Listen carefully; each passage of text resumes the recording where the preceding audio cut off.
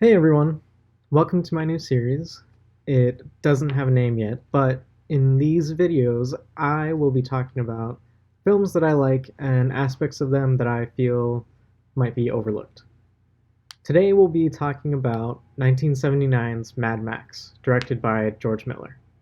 No, not that George Miller, this George Miller. You know, the one that did Happy Feet. First, what does everyone remember when they hear Mad Max? Guns, crazy cars, crazy costumes, the Wasteland, but what Wasteland? When revisiting the original Mad Max, something that people tend to forget is that it's not a post-apocalyptic non-stop thrill ride. It's actually pre-apocalypse, more dystopian, if you will. While the film has many memorable moments of action and violence, it's more about Max trying not to forget what makes him human.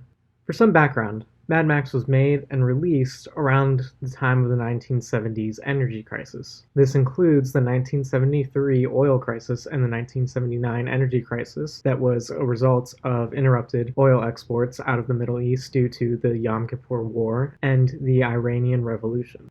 During this time, oil prices skyrocketed and mass panic over petroleum shortages struck many countries.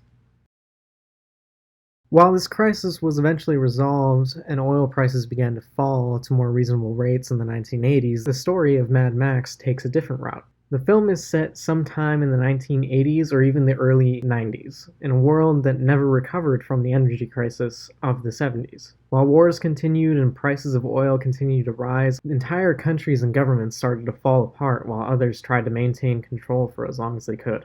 In Australia, the setting of Mad Max, the MFP or Main Force Patrol is founded to try and maintain order and combat the rise in crime in the form of numerous biker gangs that have been terrorizing the country and raiding oil and gasoline supplies. So, the film actually takes place during a time in which society is on the brink of collapse around the world.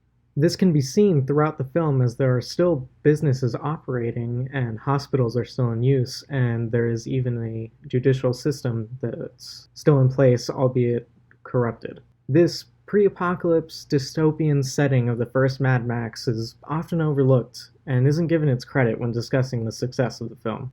The setting it provided gave audiences a realistic and plausible future that helps ground Max's character and make him even more relatable. The fall of society doesn't even occur in the film, rather in the years following its events leading into the sequel. I think what makes the setting of Mad Max so great is that it's not a far-fetched apocalyptic sci-fi world. Instead, it's more the world we live in, pushed to its breaking point. Well, that's it for today. I hope you all enjoyed the video and stay on the lookout for more in this series and let me know what you think about the film discussed in today's video.